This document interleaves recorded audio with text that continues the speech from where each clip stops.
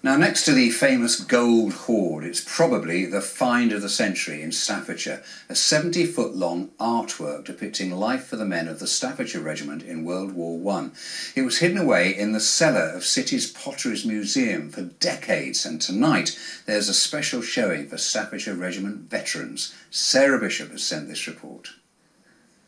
Well, there's only a fragment of this artwork on display here in Stoke-on-Trent at the moment, but if you have a look down at this image here, gosh, you can tell it was commissioned and done in the 1920s, can't you? It's almost like an Art Deco soldier there.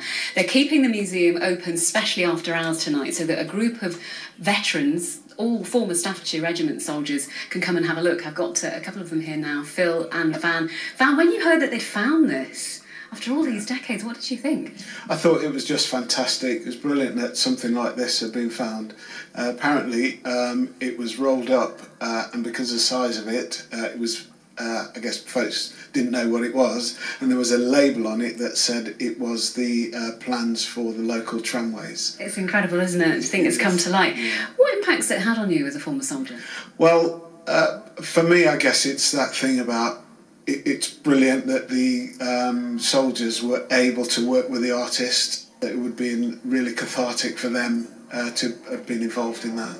We must just mention here that the whole thing was commissioned by one Major Tom Simpson. Now, he was the owner of one of the potteries farms here in Stoke-on-Trent, and it was his idea that the artwork would hang, all 70 feet of it, on the walls of the old Grand Hotel, so that when they had reunions, the men could be surrounded, I suppose, by World War I. What do you make of that, Phil? What do you think they would have thought of it? A good idea? Yeah, for sure. And I think it'd go down very well nowadays. It's fascinating to me. It really is. I mean, it's a story of the war, the First World War, but it's also depicted in fine detail. You know, it shows what it's like. You've got rats there. You've got Frey Bentos. In a way, it reminds me of Germany and trenches as well. Well, I wish you best of luck with your evening tonight.